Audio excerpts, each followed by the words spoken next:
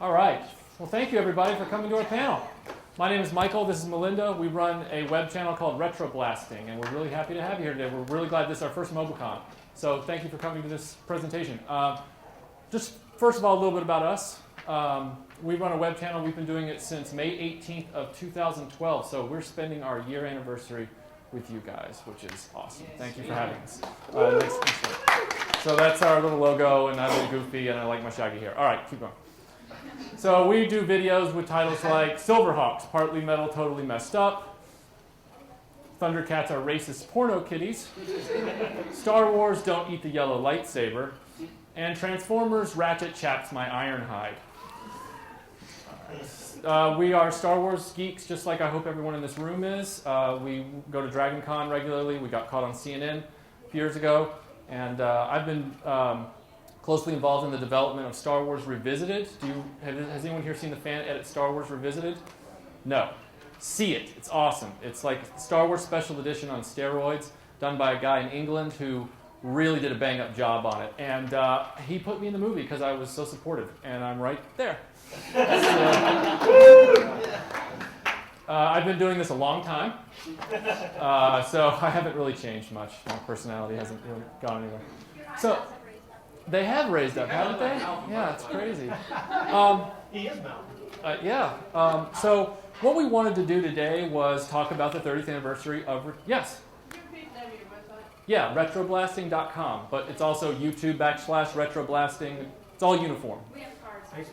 Yeah, if you'd like a card, we have cards. So please get one.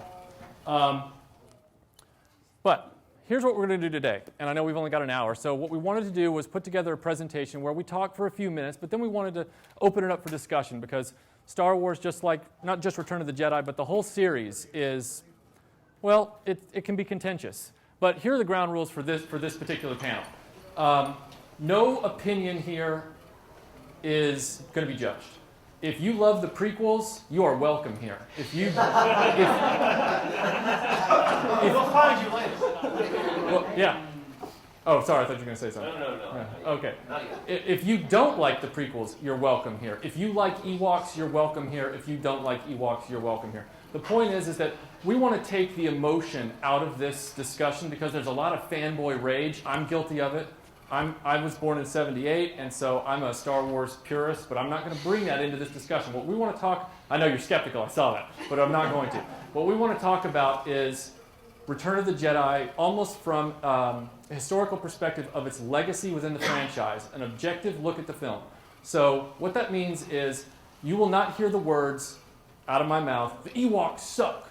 I will not be saying that in this presentation. I will not be slamming George Lucas. We're just going to talk about Return of the Jedi as it occupies the history of the series. So, we ready?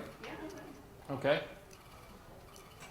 Return of the Jedi is interesting in that it was the first film to really polarize fans. I think a lot of people think, looking back, that, it's prequels versus original trilogy. And really it's not, because if any of you guys or girls remember being a Star Wars fan in the dark era in the 90s, the mid-90s, when there was no film on the horizon, there was no special edition, there was always the discussion that went on, well, I like Star Wars and Empire's awesome, but Return of the Jedi, man. Like even Kevin Smith brought it up in Clerks. I mean, Return of the Jedi was the first polarizing influence in Star Wars, not to the degree that Jar Jar Binks was, but it started to divide the fans. And what we ended up with was a film that, what I like to call it for this presentation, come on in guys, have a seat. I'd like to call it a game changer. And the reason I use that term is you can apply that in any way you see fit, but it's still valid. Return of the Jedi changed the game for the entire course of the Star Wars series. The reason I bring up these three examples, you'll notice that these are promotional stills from the three films, 1977, 1980, 1983. The first two movies in the series tend to have the best way to describe... Han Solo? Well, yeah, they did a lot of... Yes, Harrison Ford did a lot of crouching in those photos. They're very dynamic. Well, no, Emmanuel, yes, it's crouching there. Yes. But then we get Star Wars had a lot more. Like he's kind of giving up, like it's not going to happen, but he's got that stern look on his face. Well, that's why But then it looks like on the bottom one here, they like just invented X-Lax and like, it's like, Well, that's why they called the movie New Hope, because Han was looking for the cure. But in all seriousness, the promotional strategy for the first two movies is very interesting, because what they're doing is they're focusing on the action, they're focusing on some danger, some suspense. And then when you get to the promotional imagery and marketing for Return of the Jedi, they've changed the game a little bit. Now I want to stop here for a minute and once again repeat, there's no fanboy rage in this room, and I do not hate Return of the Jedi. So, all right, there we go. But Return of the Jedi is completely different. They don't have their weapons brandished. They're all smiles. They're all just kind of hanging out. What's that? Yes, there's no Chewbacca. They're hanging out in the woods. It reminds me of almost like a tourist brochure. Experience Oregon. It's just this, it's got a completely different feel to it. And from Blue Harvest? Blue Harvest, yeah, I guess because the secret name of Return of the Jedi. Yeah, yeah. The resort will be open in 2014. Return of the Jedi, though, was fraught with these kinds of. And I shouldn't say fraught. What I should say is Return of the Jedi. Return of the Jedi was the moment where the creators started changing their minds a little bit, and this happened throughout its pre-production history. It's infamous for it. The original title was Revenge of the Jedi, and then it became Return of the Jedi at the last minute. And some people believe that it was a marketing ploy by George Lucas to prevent bootleggers from putting out knockoff toys. And that might be true. But I think there's also something else going on here, because George Lucas was at a point in his career when he was starting to look at things in a different way. And the reason that he was doing that was, I think, two reasons. One, he just had the birth of his first child, and he was going through a divorce at the same time, a very contentious divorce. And when you become a parent, which I'm not, but from what I've been told, when you become a parent, it changes your world outlook on things, such as Spielberg's movies changed after he had children, so on and so forth. But Lucas was changing his mind about a lot of things. That is not a criticism. So for anyone who loves Lucas here, I'm not slamming him. I'm simply saying that is what happened. So what we end up with is a title change, and we end up with a movie that's starting to feel different from the rest of the trilogy. I looked into this in college because I was writing a book at the time called How the Empire Struck Out, and I eventually abandoned that because I was like, I need to go do my own thing. But I was looking at the posters one day on my dorm room wall, and I noticed that it said, written and directed by George Lucas, produced by Gary Kurtz, music by John Williams. Empire Strikes Back, directed by Irvin Kershner, produced by Gary Kurtz, executive producer George Lucas, story by George Lucas. Return of the Jedi, story by George Lucas, produced by Howard Kazanjian. So I said, what happened here? What's the deal? So I started digging into it because it was like, Sherlock Holmes mystery. I was like, what's going on with this? That's the Amish-looking guy is Gary Kurtz, and the guy on the right who's actually smiling for once is George Lucas. Lawrence Kasdan and then Irvin Kershner. These two guys were a tour de force, no pun intended, in the development of Star Wars in the early days.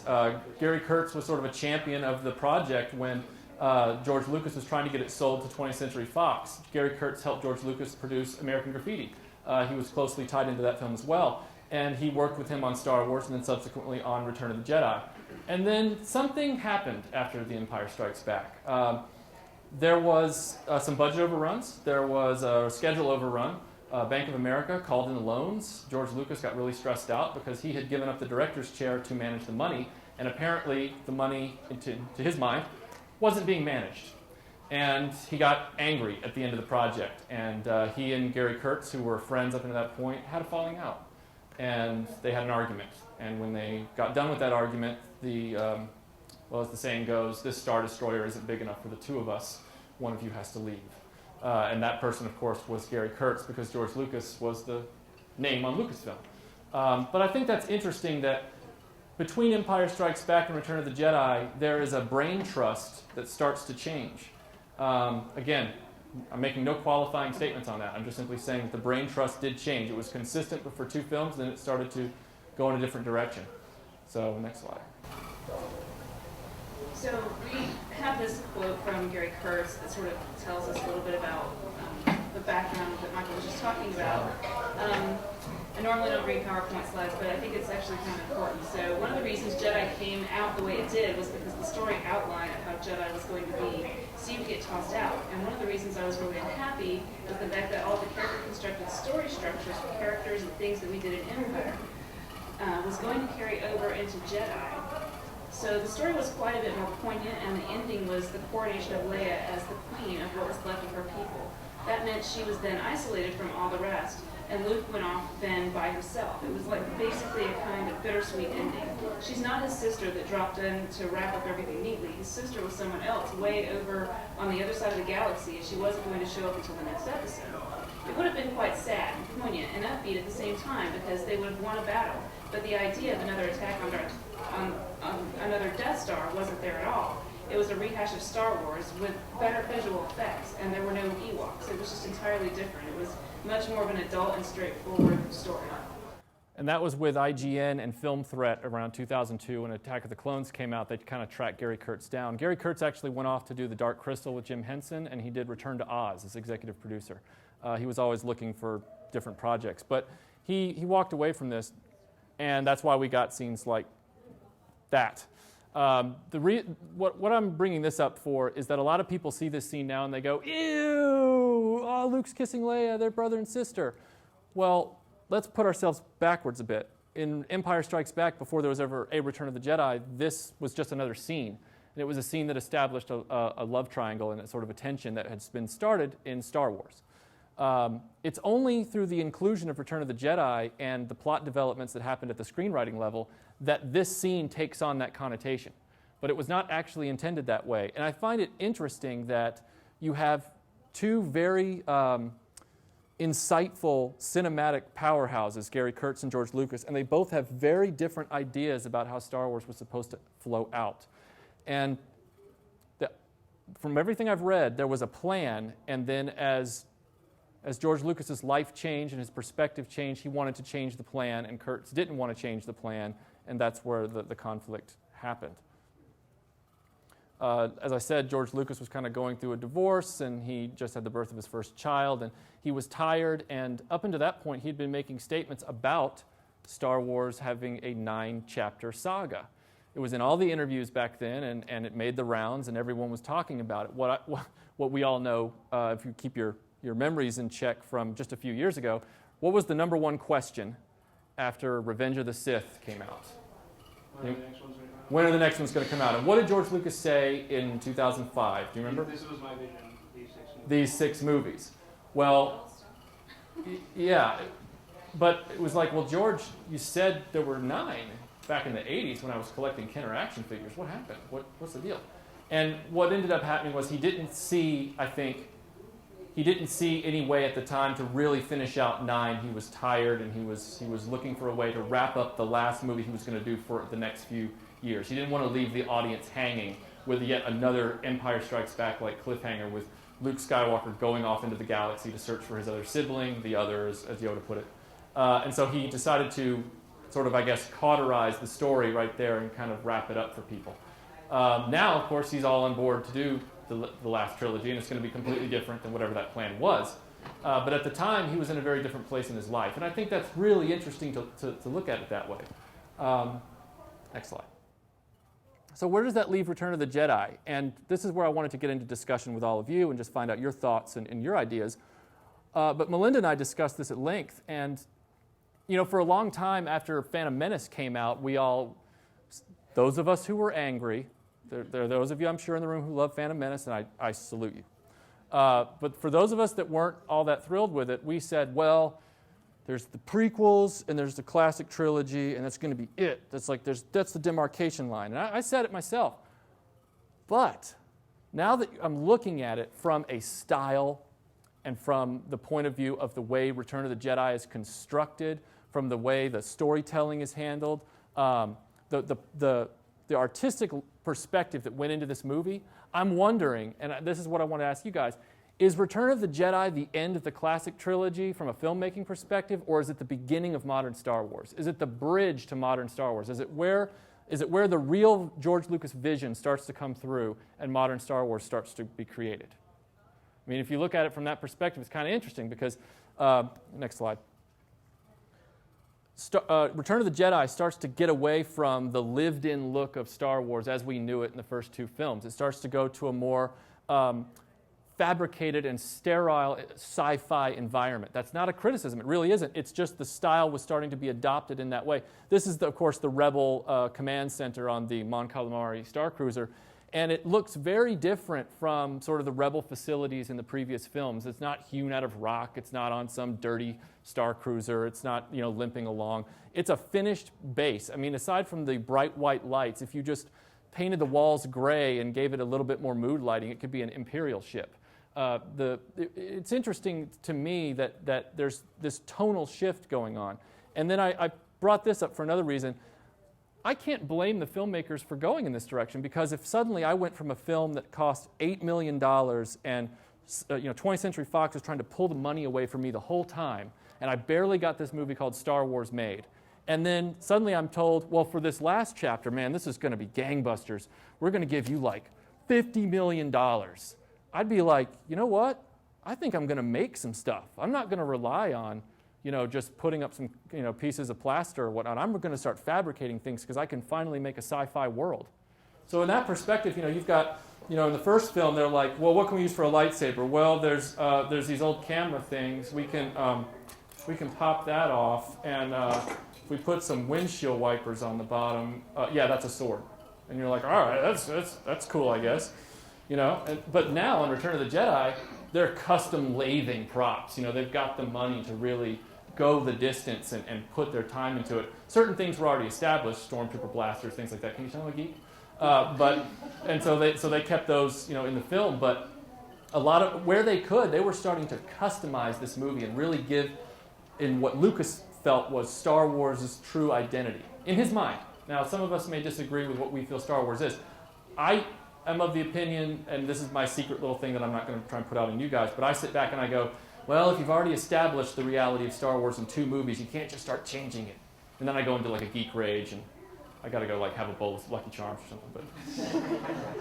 But we have to give away a lightsaber, and we want to let you guys know that we're doing a panel tomorrow at 2 o'clock on Is Hollywood Sucking the Life Out of Vampires?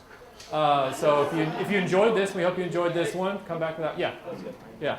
That's the title of the next presentation.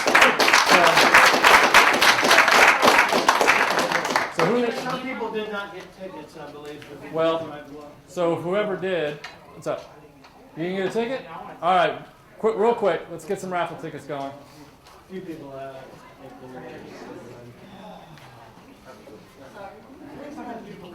keeping this.